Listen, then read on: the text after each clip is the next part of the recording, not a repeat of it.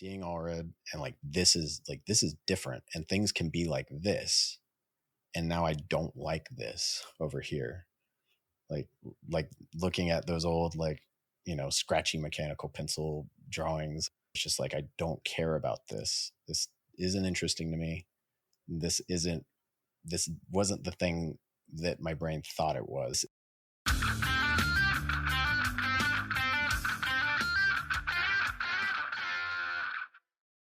Hey, thanks for listening.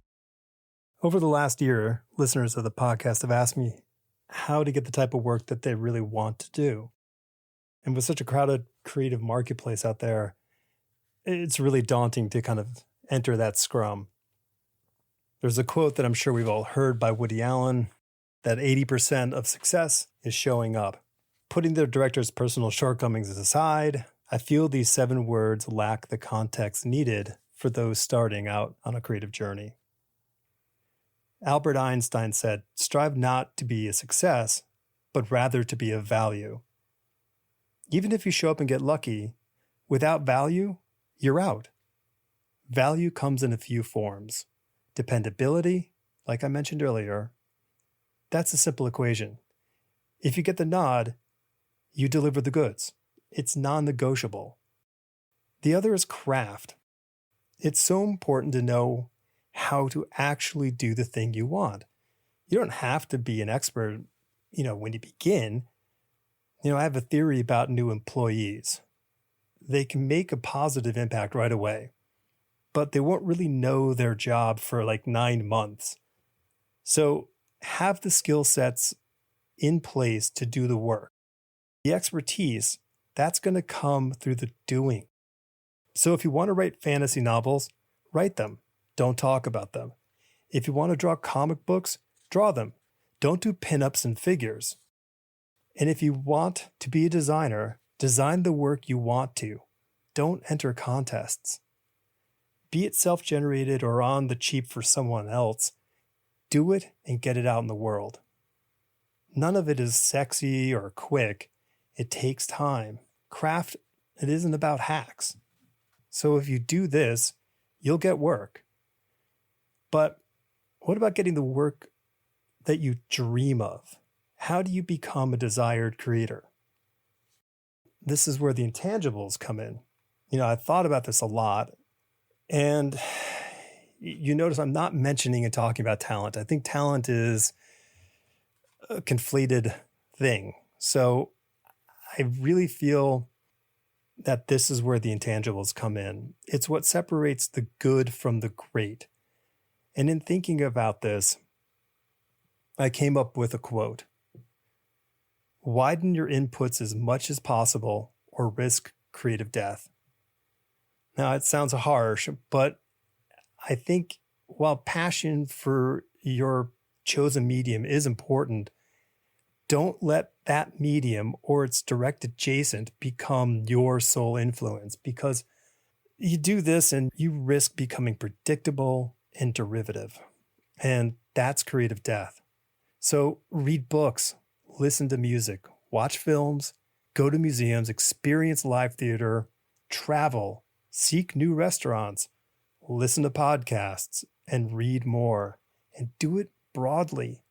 Push your comfort zone and expose yourself to new things as often as possible. Think of it like trying new food. The worst thing that can happen is you won't like it. But it's only 1 meal out of the 1,000 you'll eat for that year. So the odds are totally in your favor. And the best thing, you'll discover something new to love. It's this openness to the new which encourages growth. Then, when you filter all of this newness and inspiration into your creativity, you add unique value to the work. The more newness you infuse into your craft, the more the people you want to work with will come. I want to thank all the listeners who inspired this intro. Remember, showing up and adding value doesn't just apply to those starting out. It's for maintaining your career. If you want to know more of my thoughts on the subject or something else, please message me through the links in the show notes. This week's guest is Keith Browning. Keith is a relatively new guy to the comic industry, but he treats it with great focus and intensity. He's worked on a few indie projects, plus Scott Snyder's Tales from the Cloakroom Volume 2 and the upcoming Stardust, the Super Wizard anthology, which I can't wait to get my hands on. This is going to be such a cool book. We've had many great talks in person and on the phone, and I was really excited to have him on the show. I just love the way he thinks and processes things. A bit of context here.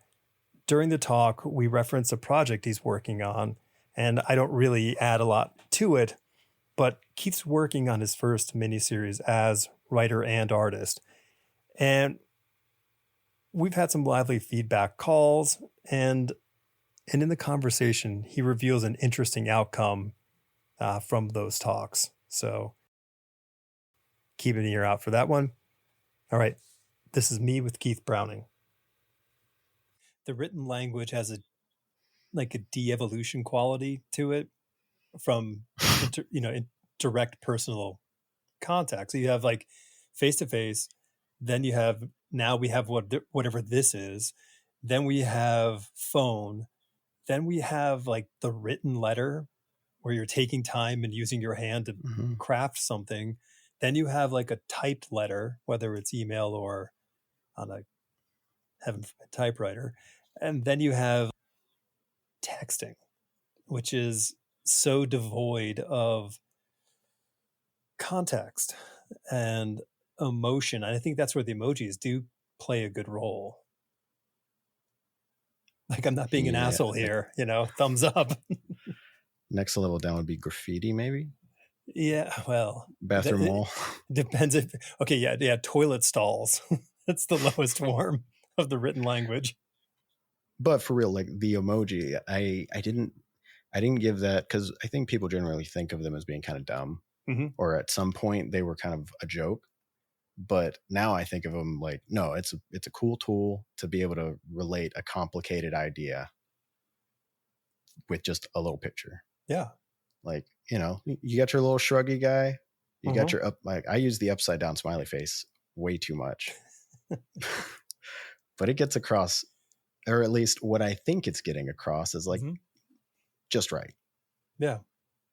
I also think about how often, like, you see a house and the way houses are designed, and I feel like when I'm driving around the road, most houses around me anyway, they got that big pretty front door. No one uses it. You park on the side and you go through the side door, but that front door is just nope. Nobody's sitting out there, and nobody goes through that door. The only people who go to that door are people who, nobody wants around anyway. And the writer in me thinks like, what's the world when somebody proposes, the architect who proposes the house without a front door, and like, hey, we're going to build a whole, we bought this chunk of land and we're going to build a whole bunch of houses on it and sell them, and none of them have front doors. Like, what kind of personality does it take to buy that house? And then what sort of people develop from that house? And then ultimately, like, what are the children who are born and raised in those kinds of homes? How do they behave? I mean, it's an interesting kind of thought process. Well, anyway. So how you doing, buddy?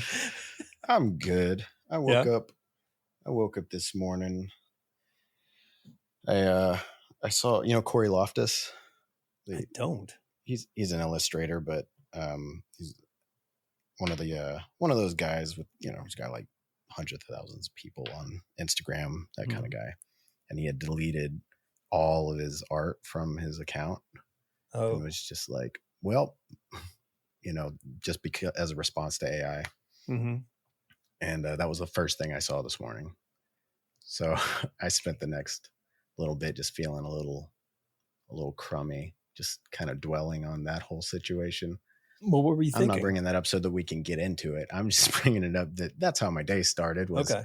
All right, I get to start the day off feeling a little crummy about AI. Yeah. Feeling a little bit, just feels like I'm coming into this at a bad time. You know, that kind of feeling. I honestly feel that, I mean, you and I had an exchange about this not too long ago. Um, I don't, I think it's a thing, but I don't think it's a thing that everyone thinks it is.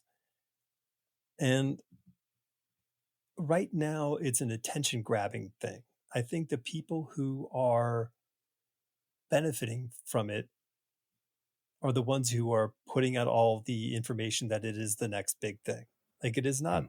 it is not a third party that is looking at this objectively and saying, "Yep, this is the thing." It's all the people who have all of their chips, on that particular chunk of felt, and the wheel is spinning, and they're all saying it's number 16, and we're all going in. I don't know. I mean, I think it's an amazing tool. We all use it every day. We have to be honest about that. We can't just go, I don't use it. Well, yeah, you do. You use spell check. So, like all this predictive text, which Chat Hmm. GPT is just a very fancy spell check, it's all the same stuff. I think the thing that weirds it. Okay, so I don't get so down on the idea of like, oh, I like career stuff. Like, oh no, I don't want to be replaced or something like that. I think it's more of the not being able to feel like I can get away from something. Mm, But even worse is not being able to tell. Like, I want to be able to check a button and not have to be constantly like being, exposed to like AI imagery. right. But I know that there's a lot of stuff that, and there's a point where with certain styles, I wouldn't be able to tell Mm, that this is not human expression. And that feels gross and bad to me, is that like that I can't even tell if this was an expression. And I don't like that. yeah. That's the kind of thing that like I would dwell on more, is the like the humanness of it, and Yeah. my humanness coming like, and those things butting heads against each other. I'm trying to think. I just try to always think of parallels and how people behave. They may not have the same implications, of course, but the only thing I can think of off the top of my head is the Casio keyboard from the 80s. Okay. And like that thing became huge. Like everybody I knew, everyone's family had a Casio keyboard at a point. I mean, they were small, but they were like a third of a regular Hmm. piano in the amount of keys. But I think what was the big thing, aside from just the novelty of being able to like push it and it made a sound that you've never heard before, was the pre-programmed rhythms and Yeah. Boom, melodies. So then when boom.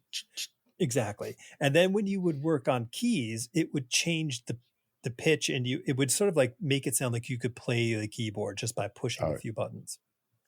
And I think a lot of people got a lot of like, wow, this is really fun. Now, a very small percentage of the people who did that said, huh, I think I really would like to learn how to play this thing, and they pursue it. But the majority of them stop playing it by the time the batteries run out, and that's about it. Like it stops being a thing. And I think our nature is anything that can get us closer to this sort of thing that we fancy and relish. So whether it's playing music or making artwork or film and video, I think we're like, yeah, we want this. Let me grab that. Let me play. I feel like I can do this thing. And I think they chase that. But ultimately, I don't think the return is there. I think we do deeply know that this is not a thing. yeah. I mean, I am optimistic about the public perception of things made by humans and other people seeking connection, and that Mm-hmm. there people will value that. People, like, I do think like traditional artists there'll be like a little bit of a little hill will go over, and then suddenly like the idea of being a traditional artist is just going to be worth so much Mm-hmm. as AI gets stronger and stronger. um I don't know. Yeah, I mean, that's my gamble. That's what I think would happen because of Yeah. my values. So don't know how universal that is. But I think you hit the nail on the head.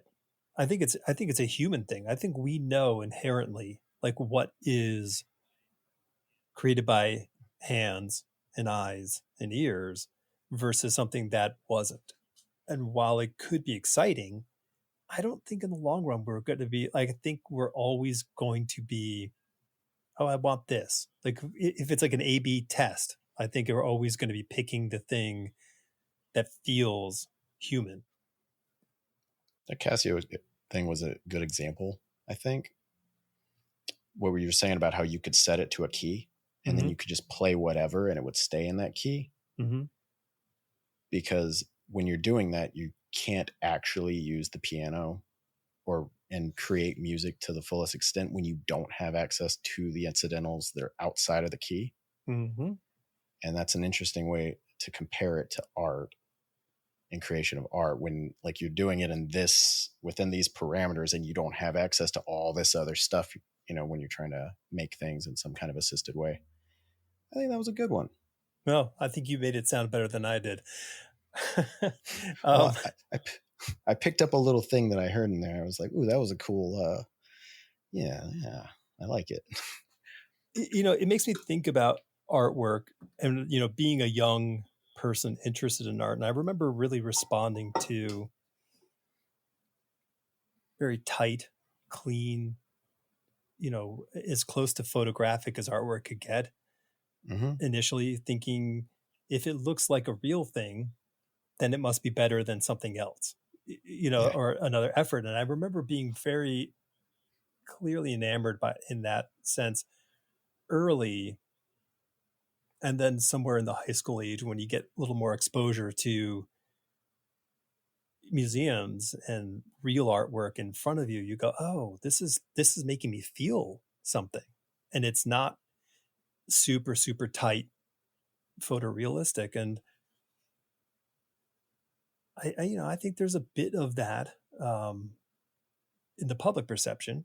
And if you are not an artist and you want to do art, and there's this machine that can make shiny, slick looking anythings, I think that's an easy way to respond to it. Do you think so? It was processing too many things. It's okay. Yeah. I was just thinking about the guy who goes to the con and gets the like super airbrushy picture of a stormtrooper is probably not the guy who was ever going to be that concerned about this stuff anyway. Does that make sense? Yeah. It's probably the kind of guy that like will buy whatever AI artwork or imagery gets produced, and so you're not losing anything there, or at least I'm not losing anything there. The people Right. who are like in Photoshop doing digital painting who can get that really airbrushy look, they're losing out on something potentially. But that's not it's not in my wheelhouse. No. I get that. I mean, I'll be honest. I do judge things based on technique. It's tough, and I think that's a very hard part. It's a hard thing that comic book writers have to contend with, is the quality of the technique of the artist doing the work, because that is the barrier to entry for a reader. Often they're not just going to pick up any comic and read any comic if the artwork doesn't look as good as something. Like if you have two comics and one looks really nice and one looks like less nice, people are typically going to grab the one that looks nicer. And I know that's subjective, but there's also a bit of an objective quality to that too, on a technique and understanding of the actual form and storytelling. Yeah. I feel like whenever I picked up anything, it was what was interesting, I guess. Like what stood out to me, or what it wasn't so much, I think, about what's good. I mean, obviously there's the good and the bad, but it was more what's interesting. I think about, because like my 12-year-old thing, like that thing you talk about being 12, and like the thing that, as far as art goes, that grabbed me when I was 12 was Mike Allred. I got introduced to him when he was doing at the end of X-Force and started X-Statics up. And then that let, Madman and all that. But yeah, his style just stuck out to me as a kid that age. Yeah. I mean, especially like in everything else that was around it. That was a time when things were pretty airbrushy. This is, early 2000s. And we were coming out of the super hatched stuff a bit. And yeah, and his stuff, it wasn't like his stuff was like this big groundbreaking thing. He was pulling like the pop art and the Kirby thing together. And this didn't mean anything to me at the time because this is the first time I'm seeing it is through his art. But that is what grabbed me. And that's the thing that's like jammed into my brain and stayed with me to now, as far as the what I valued in art and the what I would see in the future and think that's cool. I think that his art is that's the springboard that led to everything else in my head. Was coming across that when I was 12 or so. Same thing with like Jeff Smith. That was about the same time. So that's my 12-year-old thing. To me, that's great because then I think about how does it alter how you envision the work? Because I mean, they weren't the first comics you looked at. You'd already been looking at comic books, and Sure. now you've been exposed to this other thing, and you're like, hold on, this is different, and I really, really like this. So how does that change your perception of the stuff that you were looking at before in a negative? Oh, okay. So you were like, I'm not as interested in any of this stuff anymore. Yeah, I remember. So before that is, I was seeing like Michael Turner stuff, like Fathom and all that. I remember like having it, issues of Wizard and like, copying his Fathom stuff and that kind of, it's super Jim Lee kind of art style.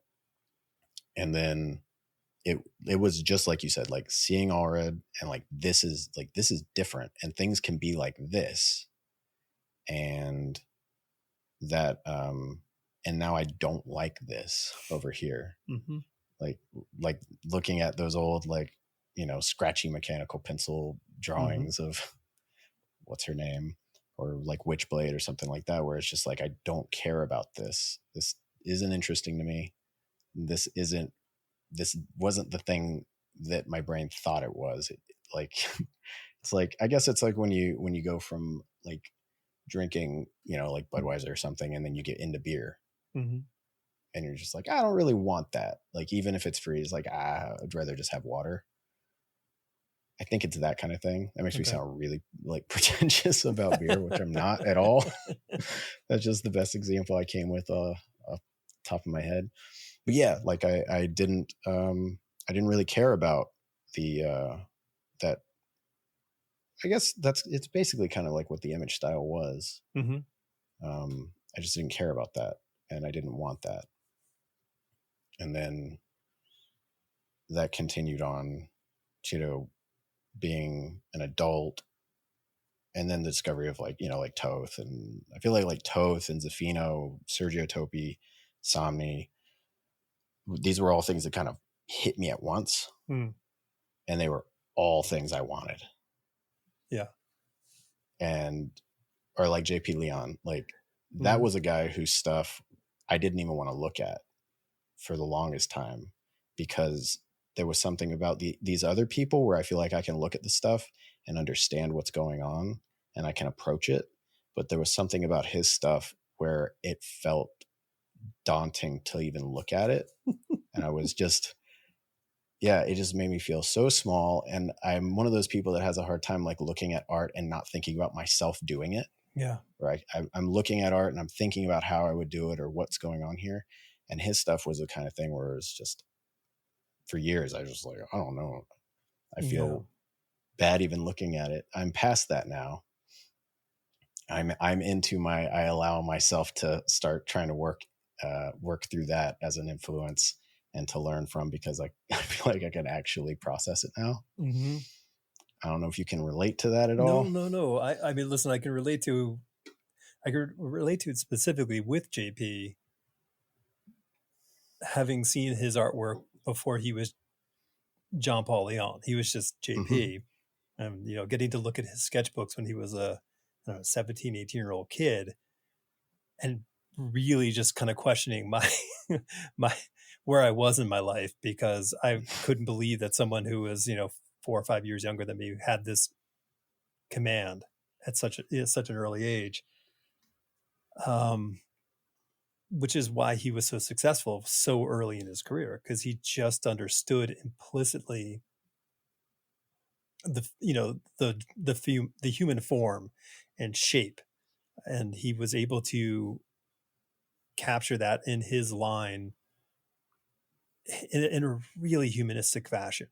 And I think that was why people just, like, I don't think his stuff is any busier than All Reds, but No, but it's way more it's human. not as stiff. Yeah, it's way more human. There's just this natural, looseness in the line, even though he labored the hell over it. I mean, yeah, I don't look at his stuff and thinking that, he's just like throwing it down really fast or anything like that. I see the work in it. But yeah, for a long time, the thinking behind it was that was the hurdle, was being able to feel like I could understand the thinking behind it. And I think I think what you're saying right there is, that's the thing. It's the thinking in the art that you're experiencing, which sets it apart from anything, regardless of whomever it is for you. And I always I can look and forensically break a lot of people down pretty quick and go, okay, well, I can see how this is all put together. But the people who you can't do it automatically with, like, there's some thinking that's happening there, which is not the mathematics that my brain naturally kind of runs through. And it's I think that's what keeps chasing us to try to do the thing. If it's, you hear that, like, if you hear that person who can play guitar in a way that you've never heard before, and you go, whoa, wait a minute, how do they even kind of think in these terms? And same with a writing or a filmmaker, you just go, oh my God. And there's also like the levels of approachfulness, I'm gonna say, where like I can't look at a lot of oil paintings and like I can't look at like a Sargent landscape and understand how to do that, but I'm not trying to do that either. Like I aspire John Paul Leon, like I aspire to that, and I like can look to that, and I'm trying to do that. So I'm trying to understand that, as opposed to like a Bacon. I'm not trying to understand what that guy's doing. I don't think I want to. No, keep your head together. Certain types of things I can happily be the audience for. But at the same time, like Sargent's graphite stuff, that kind of stuff is like I can think through that, and I want to be able to do that, but not the painting so much. It's the same kind of fruit, like, I mean, it may not be the same sort of apple you are growing and cutting up. It might be a different variety, but it's still in the same sort of kind of category of fruit. It's in the same neighborhood. And you can kind of go, I can steal a lot of this stuff and, and bring it into my life and figure out how to siphon it through my little brain. Yeah. Maybe it's just because of color, and I don't want to think about color. Says the man in the black shirt. I wanted to fit in with your other hosts. I looked at the thumbnails. Everybody has a black shirt. Everyone always has a black shirt on. No, I mean, I think that's the thing. But I mean, it's understanding that thinking and the intention. I mean, the hard part about comics in general is that you don't have a whole hell of a lot of time to do a lot of thinking about it. There's just, you have to do all this thinking off the page to be able to put it onto the page when the bell rings. Yeah. And that's hard. It's so tough. I fortunately had a decent amount. Like I haven't had to do anything where I'm like down to the wire, or I have like a really tight schedule, because I'm fairly new to all this anyway. So it hasn't been too daunting. Like Mm-hmm. like when something's wrong on a page in the stuff that I've done so far, it's like, it wasn't because you were running out of time. It's because you should have done better. You should have thought a little more because you had time to do it, Mm-hmm. or you were getting complacent, or little things like that. If I'm being honest. Yeah. I have such a, what is that? What was the movie Up? What is that? Doug, the dog, squirrel. Oh yeah. Okay. I have a very similar brain as to Doug's, apparently. And I have to do a whole lot of stuff to try to keep my brain from being distracted by everything in the world. And I journal every morning. And on the end of the third page, I write three things. I write, read more, think more, and write more. Okay. And I typically fail at all three of those things on a daily basis, but I try real hard to remind myself to do those. And here, look, to the people Huh? listening, I have a Post-it Oh. note that I've had here probably for 5 years that says "Think more." And so this morning, so I'm doing a project. I can't really talk too deeply about it. I'm doing a project right now for a very cool brand, doing some very cool stuff with it. And I have to do drawings. So I don't always have to do drawings, but in this case, I have to do drawings. You get to do drawings. Yeah. And so the last couple of days, I've been sort of mashing ideas together, trying to figure out how to do this. And this morning I sat down and I just thought about it. And it broke the whole thing down of what I need to do. And then I just cruised right through what I needed to do. But without that effort of thinking, I would have just kept mashing, the stylus against the screen for another day. Yeah. I think go ahead. I've done my my push-ups and sit-ups and all my reps, and as far as understanding what the fundamentals of the drawing goes. My stamina is not something such as yours where you could actually sit and draw pages every day. I couldn't do that. My body would just give up on me. But to be able to overcome that, I have to think rather than try to like draw 17,000 lines to figure one thing out. I'm still I don't know if it ever goes away. You were saying like reps, where I still feel like, I got to get in all these reps, but where like I went on vacation, I was gone for a week and a half. Mm-hmm. I drew one time during that whole vacation. I get back and I just can't. I just feel like I can't draw. And I feel like I have to like sit here and get everything going again. Oh, like it just doesn't flow out. And it was only a week and a half. And I mean, we all have that overly self-critical thing going on. So I don't know how bad it really was, but it felt so disheartening and annoying because I just like launched back in with like a job I was doing and immediately just like, oh no, I can't do this. I don't know who I was lying to. I don't know how I got this. I'm just nope. Right. Maybe I should write them an email quickly and just say, hey, find someone else. So no, but this is real. And I go through it because like when I have to write, I have to outline, then I have to draft, and then I have to revise. So there's three sort of mental activities I have to do. And I'm not smart and good enough to be able just to snap my finger and switch to the other one and have no problem with it. I struggle with it. And I have specific techniques that I need to employ to get myself into this next thing that I have to do. So have you developed a strategy and technique to get you back on the road, or is it just gritting your teeth and grinding? Okay, what is it? Well, that might have been what you were just about to say. Literally, whenever I get that weird feeling, I remember, like, I look at what I've done. I know I can do this. I just need to, and I don't need to step away from it. It's not a step away and come back fresh. It's a just keep doing it. Just stay on it and just get back into that rhythm and into that flow. And that's what I do. Is like I was doing a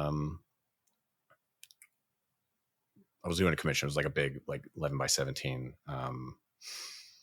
And it was a guy that wanted a Spider-Man blue inspired, like cover, like I made it as if it was like the 7th issue, just what a cover might have been. But I was just like beating my head against the wall just on the layout, trying to get the image to work, not just like the I can't draw like kind of thing, like this hand, but just the image. And I was like frustrated for that first, like, I don't know, 40-50 minutes of just not feeling like this was working. And then just kept pushing it and just stayed in my chair for 3 hours. And then I had the thing at the end, and it was literally just don't like get too in the dregs on this and feeling bad, and just stay on it. And it's not draw the same thing over and over again. It's just like, but just keep working it. Yeah. And keep exercising that, keep letting those connections get made, whatever else. And that's what has worked for me. Whenever I feel like I'm doing badly at something, it's never like walk away or go for a walk, right, or something like that. It's always just work it. I don't know if I'd recommend that to anybody else. Well, I think there's, everyone's got a different personality, of course. I think a lot of people, the hardest part when things are tough is sitting in the seat, just staying in that seat of whatever the thing is and doing the task. That's very hard to do. And I think because our heads get in the way, our mind starts thinking and doing the wrong things versus letting the actual thing happen. So I'm similar in that respect, but I do a lot of things to try to keep my head out of the game. So I'll put on headphones, put on some brown noise, or put on some jazz. So like let some complicated melodies and rhythms confuse my brain so I can kind of just do the thing I need to do. And those are kinds of things that I will employ on a regular basis. I'll meditate before I have to do something, just in case my mind is going to be a little nutty. Give it a chance to have a little bit of a starting point. Yeah, I'd like to be able to just hang out with just instrumental music. It seems like it'd be easier to focus that way. But I tend to just end up listening to like an audiobook or podcasts just to have chatter. Yeah. I don't know. It's like, I got to keep the intrusive thoughts out. I need chatter, or it's just what I'm accustomed to. Because I'm the kind of guy who could like sleep on my desk at school, and my parents always kept the TV on all night for the dogs. I'm shrugging for the audience. Right. You can't hear me. Like, I don't know why they did that, but yeah, the TV would be on all night for the dogs, and that's what I'm used to sleeping through. And so I'm accustomed to there being noise, so I don't like it when it's quiet. And unfortunately for me, that's the opposite situation for my wife. So I pretty much like have to always have headphones on. It was like a huge, getting a little wireless earbud that I just keep in my ear was like, that was like the best money I've ever spent. Just like this, just being able to just always have just a little guy hanging out, just pumping music into my head when I'm making breakfast or something like that. Just because, that compromise of having a partner that likes quiet. And, you gotta do what you gotta do. I know that one well. Yeah. I think, listen, I don't think anybody doesn't struggle with it at a point. Everyone does. If you don't struggle with it, I don't know how you possibly can do anything original and creative. I think that there's just a natural kind of case to it. I think the daily practice is what keeps the all the joints lubricated, so you can actually do the thing. So when you get that week and a half break, it is it's a grind to go, oh boy, how do I jump back into this thing? It just feels wrong. Oh, and like back to like banging my head against the desk, like just working it out. I'm not saying that I like recommend like trying just the same image, trying to work the same image to death, but like the same idea. because if you're having to work that hard on one image, it's probably just not going to work. Mm-hmm. So I'm not saying like I sit there for, an hour and a half just trying to make the same form work. It's like, and lots of people who buy like originals or get commissions from me will have like the stupid thing is on the other side. Yeah. The thing I got tired of banging my head against. Sure. So I was like, nah, let's do this instead. And I never feel like it's a cop out. I never feel like, this was too hard. It was, no, this isn't going to work. This was a bad idea. Because lots of stuff that I have in my head, and I think that that's common with clients you probably deal with, is whatever is in your head isn't going to be what it looks like on paper. It's not as cool as you think. Do you know? Okay, so I love this subject. I don't think I've really talked about it much here, but can you remember when you recognized that first? No, Yeah. definitely not. I just remember like, when you're trying to like do a character design or something, Mm-hmm. and you think like, oh, like this kind of hat with like these kinds of embellishments, that seems like a good idea in my head. But it's just absolutely not. That's horrible. I remember in client work, like having somebody wanting me to draw a character that's like running in a particular way, and they were like referencing the Flash for it, and they were describing this posture, and I knew what they were describing and what they were thinking, and I was working with a go-between, and I was having to tell her like what they're describing is going to look dumb, and they don't realize this. It's going to look Right. really bad, and they just don't know it. And I've had that conversation with a client, but I don't remember when I realized it. Do you? I recognize that. I think I recognize it nascently in the frustration between a thumbnail and a final drawing. And then the clarity of it came to me.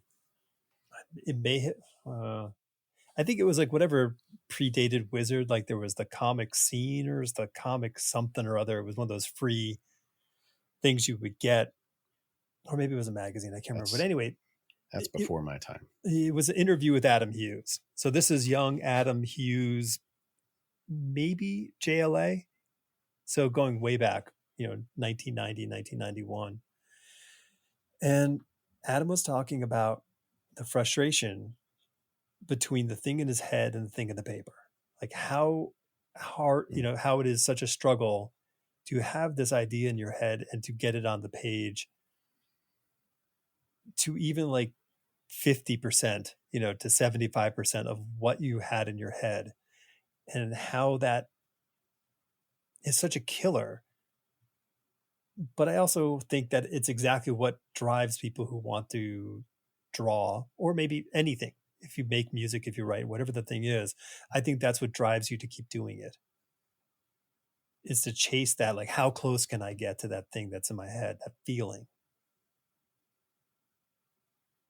Yeah.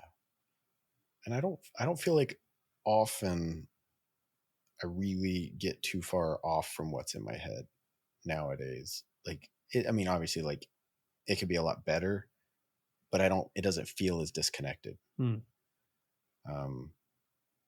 Especially like stuff involving like people and bodies and stuff. Like things get hinky when we start getting into like cityscapes or something like that. That's a thing that's more recently I'm starting to feel like I'm getting a better grasp on. Yeah. Of rendering in a way that doesn't feel weird and stiff. But yeah, I generally like feel good about the like people and bodies and forms and lighting and all that stuff. It's digressing slightly here, but back to Adam. If you think about it, this is 1990 Adam in his most comic booky look. He's hadn't really gotten the full, triple polish look that we all know him today. And I'm not that familiar. Was he like an interior guy at some point? Oh yeah. Okay. I couldn't even imagine what it looks like because I'm so used to him as a pinup guy. Right. So this might even be more interesting in that sense.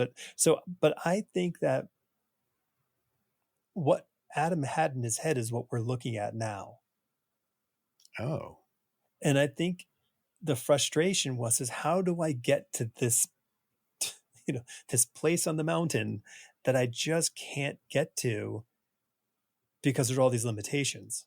When he first met Carl's story as an inker, Carl's got this incredibly crisp line and has this amazing ability with the brush to really put a lot of energy into the line.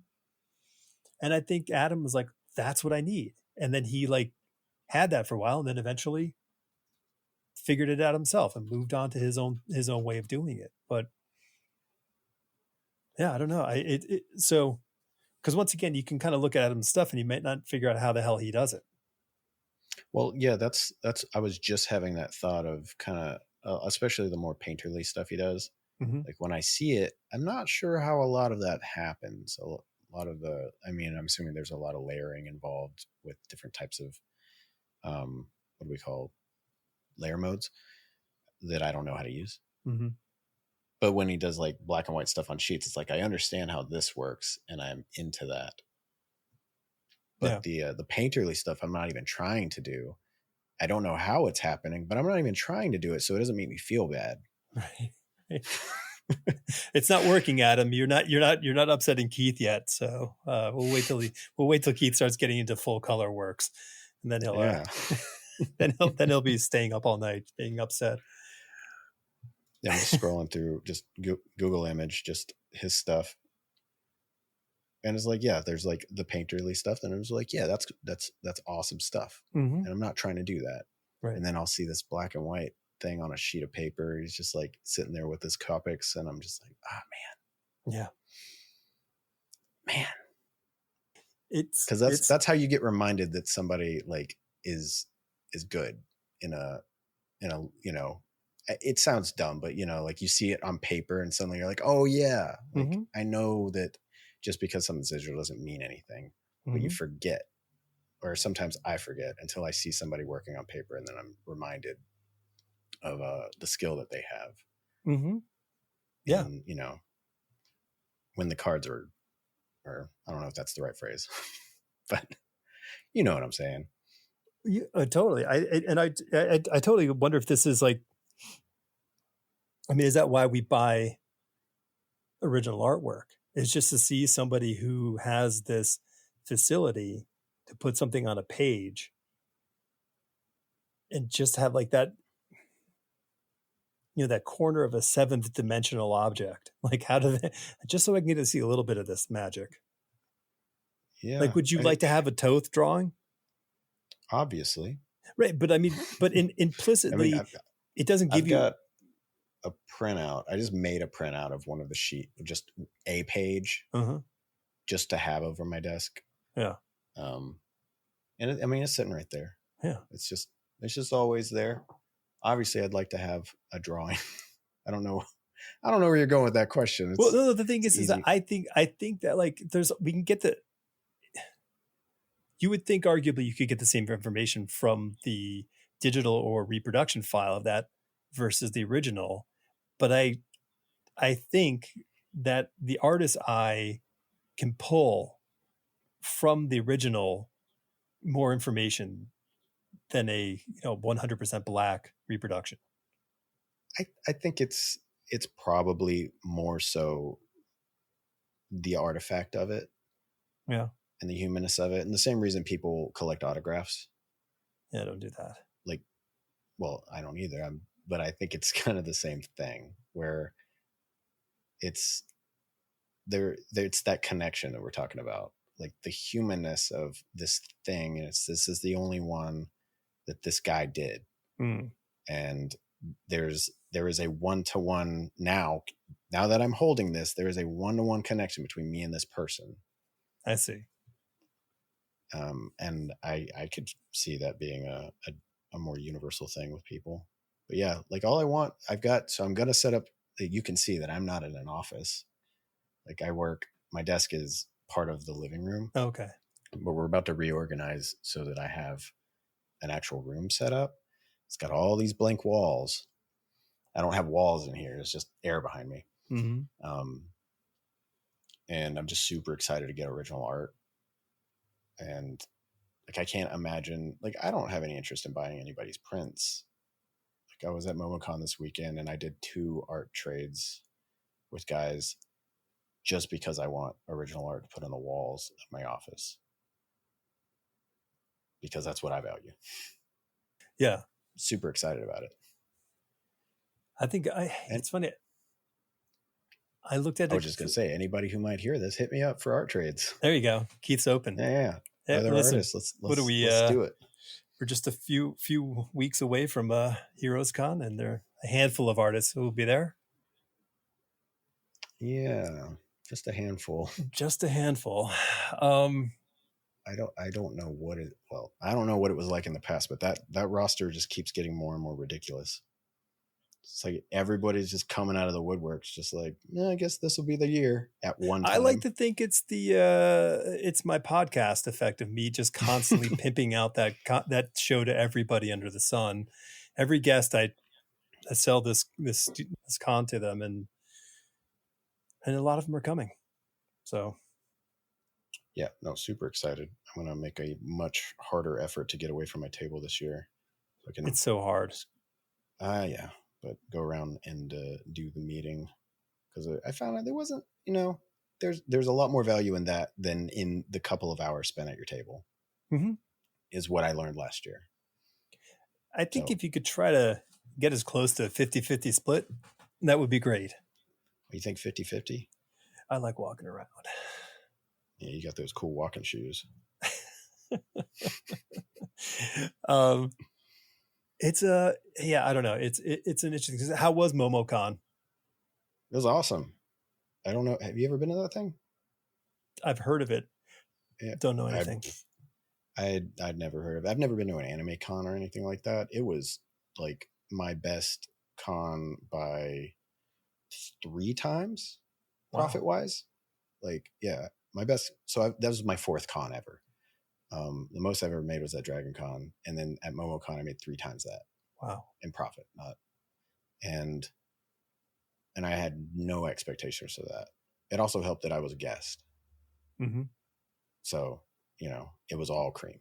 But even if I hadn't had to pay for a table or a hotel, it still would have been double what I made at Dragon Con. Well, so I think all those cool Sailor Moon drawings you just keep doing is finally paying off. Now you say that. I sold a Sailor Moon original. Someone bought a Sailor Moon that I actually drew at Dragon Con last year. But yeah, no, monetarily, yeah, it was awesome. The volunteers are great. The organization was really good. It was just really big, so you had to walk forever to get anywhere. Mm-hmm. I got to meet a lot of cool other artists, because the artist alley was really small. Okay. Of like comic people. So yeah, I would highly recommend it. I'm super excited to do it next year. Was it in Atlanta? Yep. Okay. It was at the Omni. Okay. That's doable. We have family there, so why not? Yeah. And I sold a decent amount of original art and like 3 or 4 commissions, but most of the money came from like little stuff. Just, I have these little $5 Kiki's delivery service, little $5 mini prints. Those things are just flying. Which, it's an anime con, but I had a clicker from The Last of Us. Okay. Which is and I've had that since the first con I ever did. And it's always sold okay. Like one of the better ones. When I say okay, I mean it's probably the highest seller, but at this con, it was just, I almost ran out. Those 2 images made up probably 80% of the sales. Unbelievable. Wow. And I never sell prints. Now, here's the thing. You might find this interesting. So I met Rico. Mm-hmm. And I said to Rico, I said, hey, I listened to your podcast that you did with Alex a few weeks back. And I remember him saying that you had an inviting table. Mm-hmm. And so I Googled you. All this time I'm talking to Rico. I'm not talking to you, Alex. So I Googled you, Rico. And I got a picture of you, and I saw, okay, you got this 2-tower cage set up, right? With your banner behind you, but you got 2 towers on your table, pretty much filled with stuff. So at MomoCon, I didn't have enough tower cages, so I borrowed some from Anderson Carmen, and I made my 2 tower setup just like his, but way more cluttered with stuff. And I explained this whole thing to him about how, this has been my best con, clearly because of my table setup. So I just wanted you and him to know that you affected my bottom line in a positive way. But really, it was the first time I had prints on my table instead of behind me. Right. I usually have like a big sheet where they're magnetized behind me, like next to my banner. So having them at the front, I think, might have been pretty helpful. But I imagine it's mostly just that show is just the people who come there really want prints. Yeah, of course. Yeah. I think that the setup also helped a bit, and that they could see them. Yeah. But I didn't even have my banner at that show. It was just me at a table with my 2 towers up. Yeah. Yeah. I accidentally left the banner in the trunk. Party time. I'm a responsible guy. Yeah. But yeah, MomoCon, super helpful. Okay. Super looking forward to Heroes this year. We will see what happens. I'm trying to figure out the auction piece I'm going to do. Yeah, that's a thing. If I'm going to make one, or if I'm going to use something I already have. Right. Jamie Jones puts a lot of effort into that auction piece. Yeah, he targets a very specific whale. Oh, he certainly does. And I was thinking, maybe I could sharpen up my harpoon. Play a little Ahab yourself? Yeah, maybe. Like, I can Google. I can see what tattoos a person has. Uh-huh. I don't know. I'm just saying.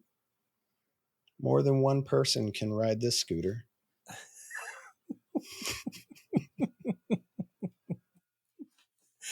I look forward to seeing if that game comes alive.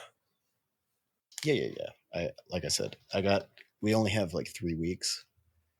I got some commissions I need to get done, and then I have a project that I'm just waiting on the script, and then I have to hit the ground running on that. So I don't know if I'll have time for it or not, as far as like making a custom piece or not. Yeah. So I might just have to use some old. But that's okay.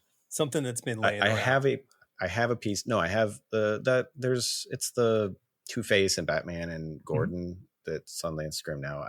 If I don't have anything by then, I'll just use that. At MomoCon, I put it at $600 in my book, right, so that no one would buy it. And if somebody did buy it, it wouldn't feel bad that I need to replace it. Totally. Yeah.